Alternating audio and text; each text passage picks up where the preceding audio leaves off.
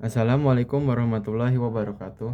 Perkenalkan, nama saya Reza Ofarashad dari kelas 11 TKJC, ingin menjelaskan mengenai permasalahan menyontek dalam bentuk video monolog. Ujian udah mulai mendekat, bagaimana ya persiapannya? Apakah masih menggunakan sistem kebut semalam atau sudah mempersiapkannya jauh-jauh hari? Atau bahkan tidak mempersiapkan apapun sehingga membuat tindakan kecurangan, yaitu tindakan menyontek. Mengapa menyontek salah satu tindakan kecurangan? Menurut KBBI, menyontek adalah tindakan mengutip sebagian teks atau keseluruhan teks. Dengan kata lain, menyontek merupakan tindakan menjiplak. Menurut artikel yang diterbitkan Republika dengan judul Kecurangan Akademik pada Masa Pandemi COVID-19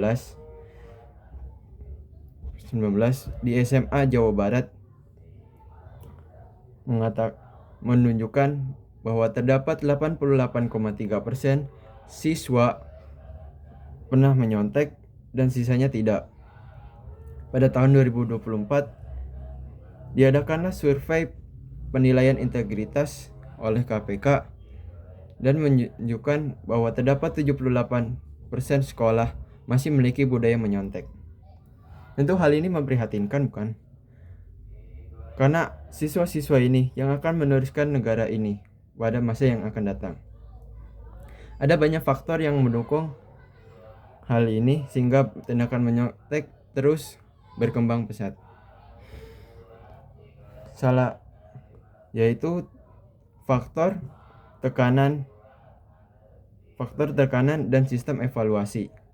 Banyak siswa yang mengalami tekanan psikologis harus mempertahankan nilai di atas 85 agar bisa masuk PTN favoritnya. Serta adanya ranking membuat terjadinya persaingan ketat.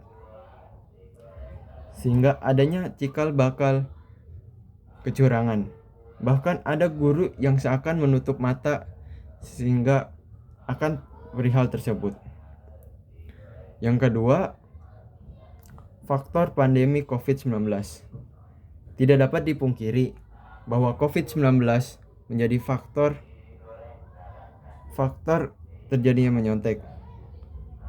Karena membuat para siswa menjadi malas dan tidak disiplin akan tanggung jawabnya. Banyak siswa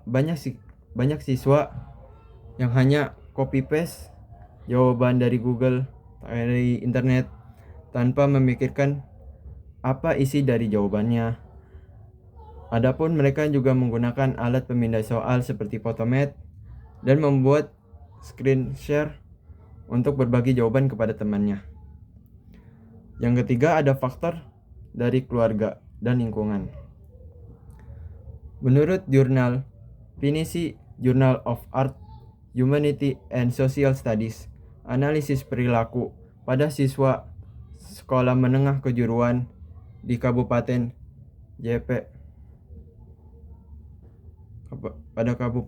Joropento, terdapat siswa mengatakan bahwa salah satu faktor terbesarnya menyontek adalah faktor orang tua. Orang tua yang terlalu sibuk akan pekerjaannya hanya melihat siswa dari nilai hasilnya, bukan dengan hasil bagaimana mereka mendapatkan ilmu tersebut. Lingkungan yang terus mendukung untuk menyontek menjadi juga faktor pemicu adanya penyontek. Dampak apa yang didapatkan? Yaitu pertama,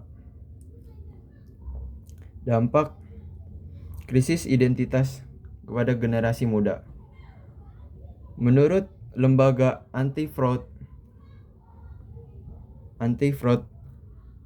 nasional mengatakan bahwa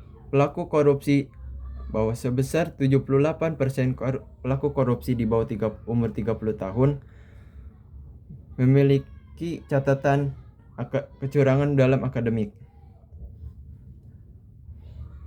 Hal ini mencerminkan bahwa kebiasaan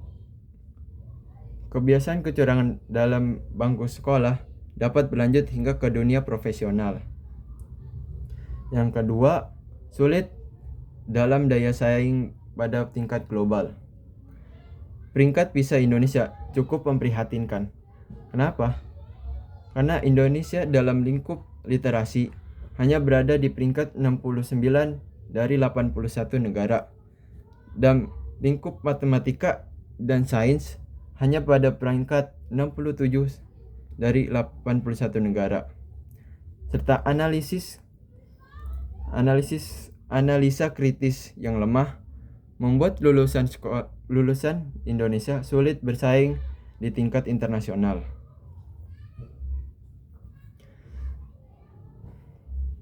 Banyak juga dampak seperti kehilangan kepercayaan diri dan kesulitan dalam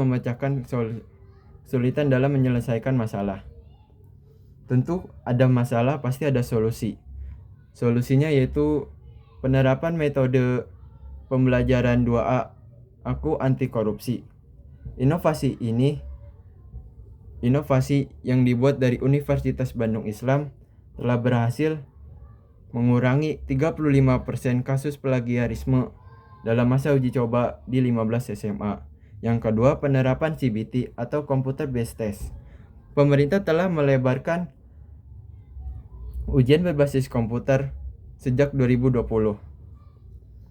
Menurut data dari 1.200 sekolah menunjukkan bahwa penurunan 40% kasus pencurangan dalam ujian di sekolah. Yang ketiga, revitalisasi peran guru BK. Saya harap penjabaran ini dapat menjadi gambaran buat para siswa-siswi di Indonesia agar untuk mengurangi tindakan menyontek atau dapat menghilangkan tindakan menyontek sehingga perilaku-perilaku baik yang lain dapat diikuti pada masa yang akan datang. Tentu perilaku itu butuh ilmu dalam penerapannya, karena butuh pengetahuan dalam penerapan kehidupan sehari-hari. Seperti kata-kata dari Abu Zakaria Muhammad bin Muhammad Al-Anbiya, yaitu adab tanpa ilmu tanpa adab bagaikan api tanpa kayu bakar, dan adab tanpa ilmu bagaikan jasa tanpa ruh. Sekian dari video saya. Wassalamualaikum warahmatullahi wabarakatuh.